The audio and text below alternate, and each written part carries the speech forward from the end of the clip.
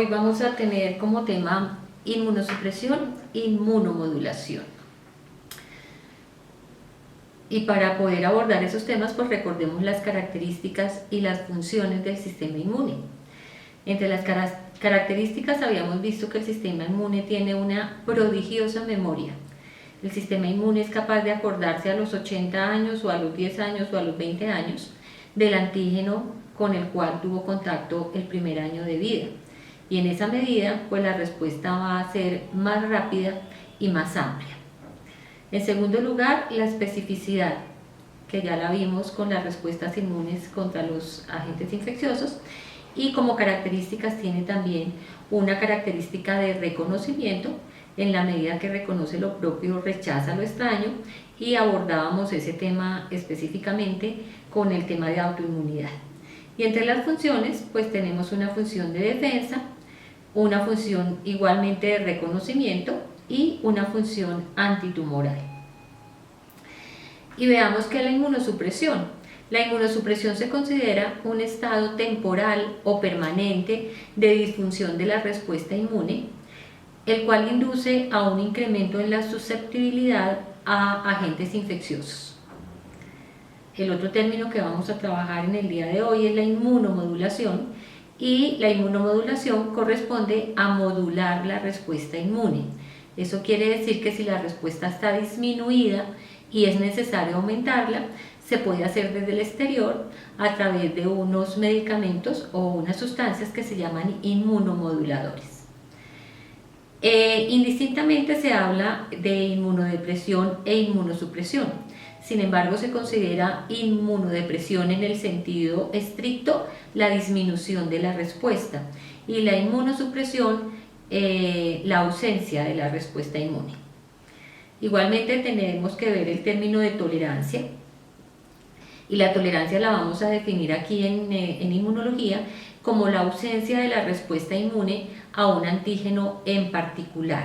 Ya hablábamos de la tolerancia cuando vimos el tema de hipersensibilidad, específicamente cuando tratamos la desensibilización, etapa o proceso que corresponde a aplicar pequeñas dosis del alergeno, primero en dosis crecientes y después en dosis decrecientes, con el ánimo de que el individuo cree una tolerancia a ese alergeno y no desarrolle la crisis de hipersensibilidad o de alergia.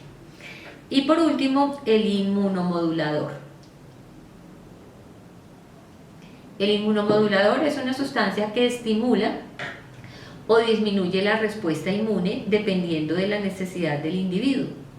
Hay inmunomoduladores inespecíficos, es decir, que tienen que ver con un amplio margen de la respuesta inmune, pero también hay unos inmunomoduladores de carácter específico. Dentro de los inmunomoduladores inespecíficos podemos citar el levamisol, que tiene un efecto en estimular la respuesta inmune humoral y celular. La micobacteria o el bacilo de Guarini-Calmette, que tiene la posibilidad de incrementar la función de los macrófagos, de los linfocitos T y la producción de interleuquina 2. Esta bacteria es muy utilizada como inmunomodulador en cáncer de vejiga, de ovario o en melanomas. También están las hormonas tímicas como la timosina y la timopoyetina, o podemos utilizar inmunomoduladores específicos en el caso de los anticuerpos monoclonales, que veíamos cómo se preparaban en la clase pasada, algunas citoquinas específicas, la 1 y la 2, que favorecerían la proliferación y la activación de los linfocitos T, la interleuquina 5, que tiene que ver con el incremento de eosinófilos, la interleuquina 8, la interleuquina 12, el interferón, que decíamos tiene una función de inhibición de la replicación viral y antiproliferativa, y el factor de necrosis tumoral. Las vacunas también son consideradas inmunomoduladores. Las vacunas son biológicos que se utilizan con el ánimo de estimular una respuesta de protección contra determinados antígenos y se utilizan en diferentes especies. La inmunosupresión puede ser inducida tanto por factores infecciosos como factores no infecciosos. Dentro de los factores no infecciosos que inducen el estado de inmunosupresión tenemos algunos químicos, y aquí está pues la lista de los estudios reportados. Los antibióticos, en la medida que disminuyen la flora saprofita, la luz ultravioleta, que tiene afectación a nivel celular, algunas drogas como los corticoides, la ciclosporina y las ciclofosfamidas. Recordemos que el corticoide disminuye la respuesta inmune y hay algunos casos en donde es necesario disminuirla. Por supuesto que esta disminución de la respuesta inmune debe hacerse con un criterio médico, dependiendo de las circunstancias del individuo. Con respecto al etanol, también puede producir un estado de inmunosupresión. La preñez o la gestación siempre biológicamente se lleva a cabo porque hay una inmunosupresión. Si no hubiera ese proceso de inmunosupresión, ninguna preñez ni ninguna gestación podría llegar a feliz término, puesto que la madre está gestando un producto que tiene un 50% de moléculas del complejo mayor de histocompatibilidad que no son de ella, que ella no conoce.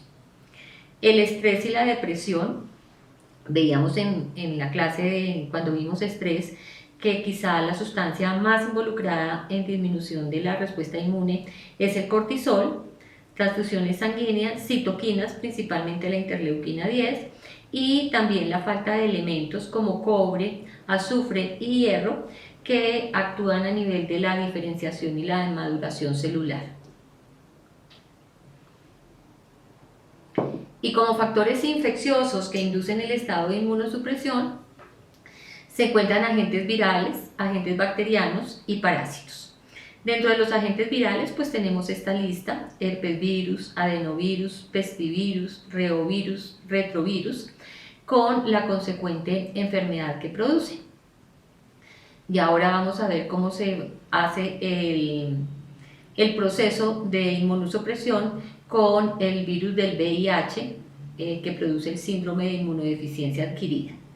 Bacterias como Mycoplasma, Pasteurella, Salmonella también inducen el estado de inmunosupresión, y parásitos como Emonchus contortus, Trichinella, Toxoplasma y Trypanosoma, entre otros.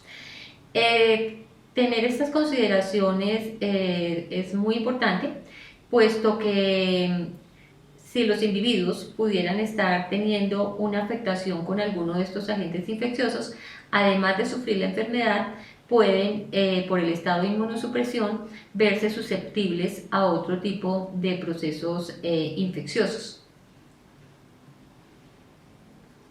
Veamos entonces cómo se da el mecanismo inmunosupresor en el síndrome de inmunodeficiencia adquirida.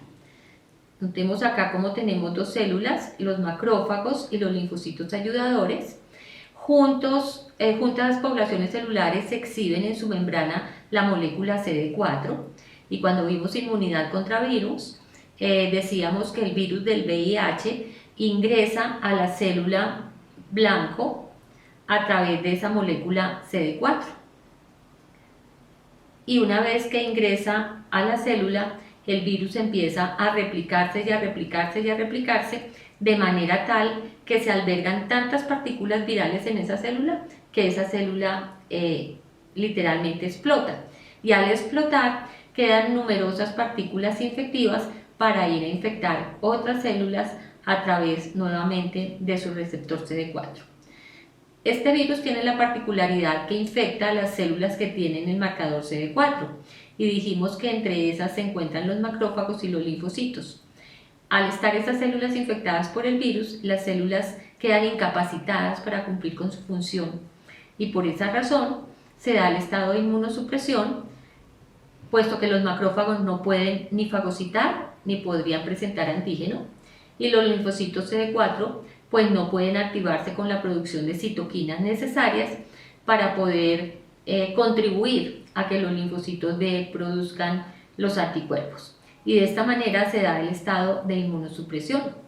De hecho, los individuos que se ven afectados por este virus terminan siendo blanco de múltiples patologías de origen bacteriano y micótico. Principalmente sufren tuberculosis y tienen infecciones por hongos, de tal manera que la muerte se produce más por las infecciones concomitantes, por los procesos generados a través de la inmunosupresión, que por el mismo virus. Y la inmunomodulación, como decíamos al comienzo, consiste en incrementar la respuesta inmune en los casos que sea necesario o en disminuirla en los casos que sea necesario. Básicamente, cuando se requiere incrementar la respuesta inmune, cuando hay un estado de inmunosupresión. Y va a ser necesario disminuir la respuesta inmune en 3 condiciones especialmente. Cuando hay condiciones de hipersensibilidad, porque recordemos que la hipersensibilidad es una respuesta exagerada del sistema inmune. En los casos de trasplantes, siempre es necesario aplicarle una terapia inmunosupresora al individuo trasplantado, con el ánimo de que no haya un estado de inmunosupresión que conlleve al rechazo de ese trasplante por homólogo que sea. Y en los casos de autoinmunidad, pues para que no se generen esa cantidad de anticuerpos contra las estructuras propias, tal como lo veíamos en la clase pasada. Además de esos inmunomoduladores específicos e inespecíficos que citamos, los mejores inmunomoduladores pertenecen a la categoría de las vitaminas y de los minerales. Entre las vitaminas tenemos la vitamina A, la vitamina B, la vitamina C, la vitamina D, y como minerales tenemos el calcio, el selenio, el zinc y el magnesio. Y no hay mejores inmunomoduladores que las vitaminas y los minerales que se encuentran en los alimentos frescos. Las vacunas, decíamos, son parte de los inmunomoduladores, y con las vacunas buscamos que los individuos se protejan frente a determinadas enfermedades. Las vacunas, ¿qué son? Las vacunas son biológicos que están constituidos por microorganismos o por parte de esos microorganismos, con el objetivo de prevenir la presentación de la enfermedad. Las vacunas, además del microorganismo o parte de ellos, están constituidas con unas sustancias que se llaman adyuvantes. Y la función de los adyuvantes consiste en acelerar, prolongar o potenciar la respuesta inmune frente a la vacuna. En cuanto a la clasificación, las vacunas pueden ser inactivadas, que corresponde a la misma categoría de muertas, atenuadas, que corresponde a la misma categoría de vivas, pueden ser vacunas producidas por subunidades o pueden ser vacunas recombinantes. Y recordemos la parte de la inmunización en cuanto a su categoría pasiva y activa. Recordemos que la inmunidad pasiva puede ser de origen natural o artificial, al igual que la activa, que igualmente puede ser natural o artificial. Decíamos que esa inmunidad pasiva natural se da a través de la leche materna y el calostro, los cuales están muy concentrados en anticuerpos contra lo que la madre fue vacunada o contra lo que la madre fue expuesta o fue infectada o contra lo que la madre se enfermó. Si la mamá no se enfermó de algo, no debe tener anticuerpos contra ese algo, y por supuesto pues no vamos a encontrar esos anticuerpos ni en calostro ni en leche. La inmunidad artificial pasiva, como ejemplo podemos colocar la utilización de sueros hiperinmunes. Los sueros hiperinmunes, ¿qué son? Los sueros hiperinmunes son unos biológicos, unos sueros con altísimas concentraciones de anticuerpos. Un suero inmune sería un suero con altas concentraciones de anticuerpos, pero un suero hiperinmune es con altísimas concentraciones de anticuerpos. Como ejemplos de esos antisueros podríamos citar los sueros antiofídicos, los sueros antirrábicos, y hay sueros hiperinmunes para otras patologías. ¿Cómo se preparan en términos generales estos sueros antiofídicos? Estos sueros antiofídicos se preparan inoculando el veneno de las serpientes en equinos, con unos protocolos de inoculación en donde se requieren varias inoculaciones con el ánimo de que ese equino produzca cada vez anticuerpos en mayor concentración y con mayor rapidez. Una vez que se genera la parte de inoculación, al final del proceso se sangra el caballo y en ese suero esperamos tener una concentración muy alta de anticuerpos contra el veneno específico con el cual se inoculó ese individuo. Ese suero se purifica, se verifica que estén los anticuerpos contra el veneno correspondiente y eso es lo que se etiqueta como sueros antiofídicos para los casos en que sea necesario la utilización. Lo mismo, de manera similar se utilizan los sueros antirrábicos. Si hubiera un accidente por mordedura de un perro sospechoso de rabia, pues el médico puede tener varias conductas, varios criterios. Un criterio podría ser que se lave la herida con agua y jabón y no más. Otro criterio podría ser aplicación de vacuna antirrábica. Otro criterio podría ser aplicación de suero antirrábico. Otro criterio podría ser aplicación al tiempo de la vacuna y del suero antirrábico. Entonces, ¿en qué se diferencian la utilización de la vacuna y la utilización del suero? El suero antirrábico, como decíamos, es un suero hiperinmune y tiene altísimas concentraciones de anticuerpos. Eso quiere decir que si se le aplica este suero al individuo, pues los anticuerpos ya están hechos. Como ya están hechos, pues muy rápidamente van a ir a buscar neutralizar el virus de la rabia en el caso de que lo haya. En cambio, si se aplica la vacuna va a inducir una respuesta inmune protectora contra rabia, pero se va a demorar un tiempo en sintetizar esos anticuerpos. Y estamos pensando que se pueden estar demorando entre 7 y 10 días en sintetizar esos anticuerpos. Así que si el accidente es de un perro sospechoso de rabia, pues lo primero que hay que pensar es en el suero antirrábico porque los anticuerpos ya están hechos, de tal manera que cuando se acaben esos anticuerpos del suero puedan entrar a trabajar los anticuerpos inducidos por la vacuna. En la inmunidad activa natural es en el caso de enfermedad donde el individuo tiene que hacer la respuesta inmune, y respuesta inmune artificial es en el caso de las vacunas. Con respecto a la vacunación, pues hay una gran responsabilidad de varias partes o una responsabilidad que involucra varios aspectos, entre ellos la producción de vacunas.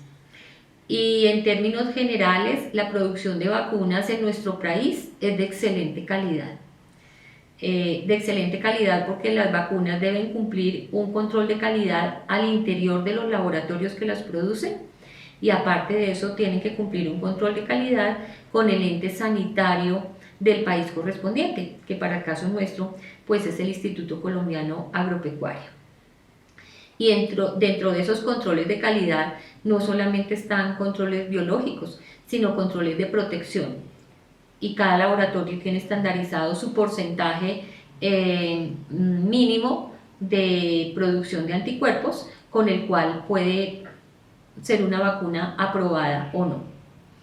Es importante considerar en el tema de vacunas la presencia de la gente en el medio, porque mal haríamos en estar utilizando una vacuna contra X si ese X no se encuentra en la zona o en la ciudad o en el país. Otro aspecto a considerar es la duración de la inmunidad. La inmunidad va a durar dependiendo de la naturaleza que tenga el agente infeccioso y dependiendo también de la producción de las vacunas. En el caso de la fiebre aftosa, anteriormente la duración de la inmunidad era de 4 meses, actualmente la duración de la inmunidad es de 6 meses, en la medida en que se han mejorado los procesos de procesamiento de la vacuna utilizando adyuvantes que duran más tiempo o que ofrecen más durabilidad de la inmunidad. Anteriormente se utilizaban adyuvantes de aluminio, que eran los que daban una protección de 4 meses. Actualmente se utilizan adyuvantes oleosos que permiten una duración de de más tiempo de esa inmunidad. Importante en los procesos de vacunación considerar la inmunidad materna. La madre, cuando ha sido vacunada, transfiere a sus crías una concentración alta de anticuerpos contra lo que ella se vacunó o contra lo que ella se enfermó, y esa concentración de anticuerpos pues va bajando en la medida en que el sistema inmune de la cría va madurando. Y vamos a ver un ejemplo ahora de cómo influye el hacer vacunaciones a destiempo en recién nacidos. Las revacunaciones van a depender del tiempo de duración que tenga la inmunidad dependiendo de cada antígeno. Es importante que para hacer un proceso de vacunación los animales estén sanos, no tengan procesos febriles y no estén sometidos a agentes estresantes. Los procesos de vacunación en las especies animales en ocasiones suelen ser unos procesos bastante irracionales en la medida que se tienen los animales recogidos durante tiempos muy largos, deprivados de agua, deprivados de alimento en algunas ocasiones, con maltrato físico, con maltrato verbal, porque el maltrato verbal también le hace mella a las especies animales, y en esa medida pues el sistema no va a responder al 100%. El otro aspecto a considerar en vacunación es el manejo de la vacuna. En términos generales, las vacunas deben estar en refrigeración en una escala, en un rango entre 2 y 7 grados. Se debe considerar la dosis, la presentación y la vía de administración, dependiendo del laboratorio productor de la vacuna. En cuanto a la presentación, pues hay presentaciones que vienen con 50 dosis, otras con 100 dosis o con dosis personales. Pues mal haríamos en llevar para el campo una presentación de 50 dosis si solamente tenemos que vacunar 5 lechones, porque muy seguramente el resto de dosis, las 45 dosis restantes, no las vamos a utilizar. Con respecto a la utilización de antígenos múltiples, son de mucha utilidad en las especies animales porque facilitan los procesos de vacunación. Sin embargo, lo ideal sería utilizar vacunas, a mi juicio, máximo triples. Es como sobrecargar demasiado al sistema inmune, solicitándole una respuesta inmune para 5 antígenos diferentes, máxime si el uno es viral, el otro es parasitario o el otro es bacteriano. Los procesos de vacunación deben ser retomados en las especies animales por los médicos veterinarios. Deben ser hechos con todos los protocolos de bioseguridad para los individuos que van a ser vacunados. Lamentablemente, en el caso de grandes animales, principalmente de bovinos, se contrata a la persona que más rápido vacune y no a quien lo haga mejor. Y en ese afán de hacer muy rápida la vacunación y con el uso de estas jeringas automáticas, es muy posible que en el paso de un animal al otro se pierda mucha vacuna y que realmente la vacuna sea para el potrero cuando el potrero no la necesita.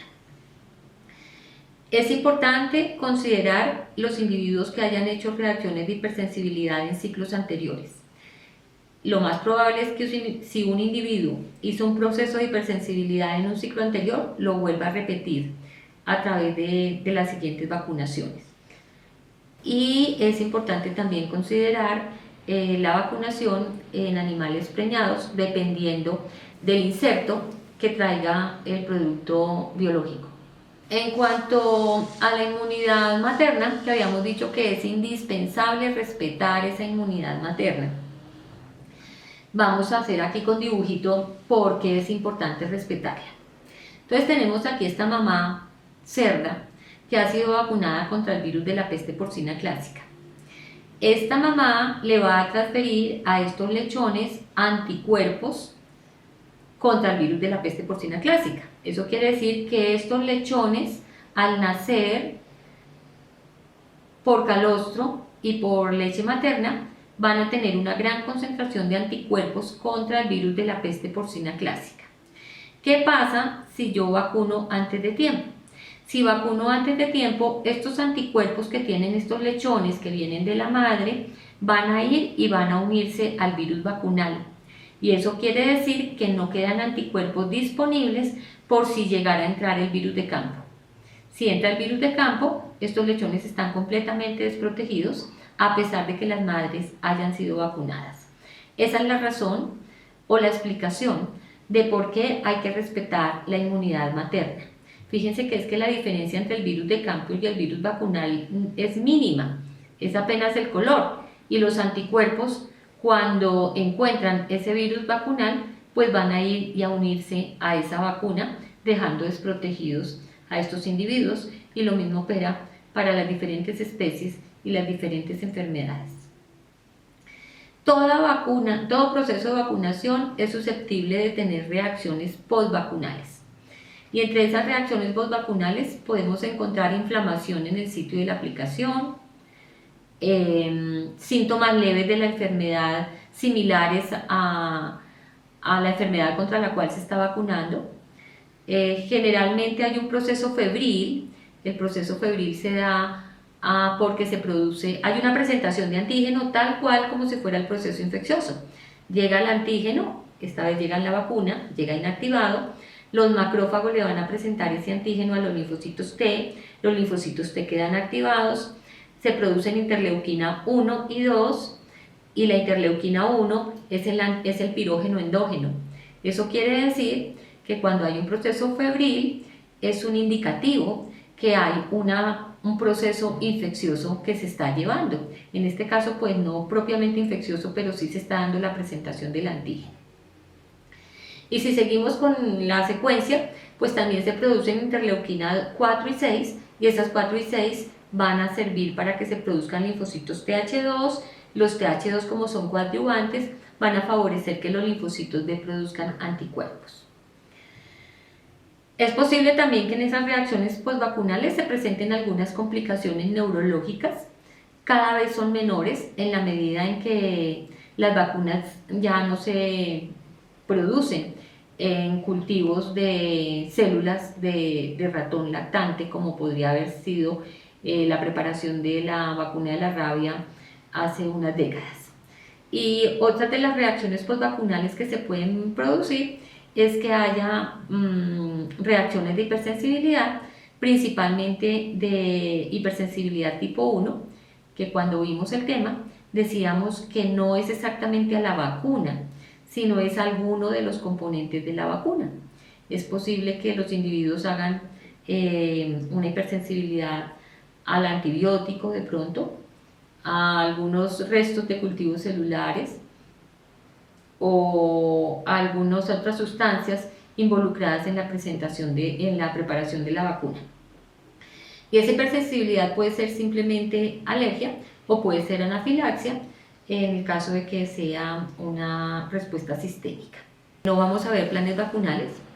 Los planes vacunales ya están establecidos por los diferentes países, por las diferentes explotaciones, para las diferentes especies. Entonces solamente vamos a ver la parte de generalidades de las vacunas. Ya dijimos que están constituidas básicamente por el antígeno que va inactivado o que va modificado y que va acompañado de un adyuvante.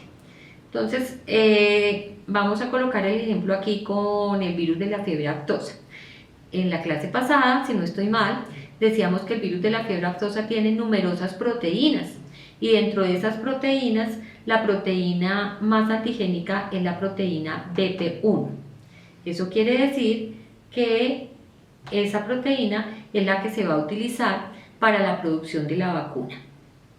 Fíjense cómo está el virus vivo aquí y cómo se puede modificar ese virus para hacer una vacuna a base de virus vivo modificado. Miren la modificación aquí a nivel del ácido nucleico. Puede desactivarse, miren cómo el ácido nucleico está aquí de forma lineal. Pueden separarse solamente estas proteínas del exterior, que son las subunidades, y entonces tener vacunas a partir de subunidades purificadas, o puede hacerse un producto o una vacuna recombinante. que se prepara de la siguiente manera. Entonces se hace una transcripción del ácido nucleico que codifica para la proteína BP1, aquí la tenemos, este segmento en rojo, se exciende solamente, se separa, se corta solamente ese gen y se inserta en un vector de E. coli. Y después se pone a crecer ese inserto del gen en E. coli, de tal manera que el producto que vamos a obtener de ahí va a ser la BP1 pura, la proteína BP1 pura, y esa es una vacuna recombinante que va a utilizar solamente esa proteína del virus. Y con esto terminamos la parte correspondiente a inmunomodulación e inmunosupresión y continuamos en la siguiente clase.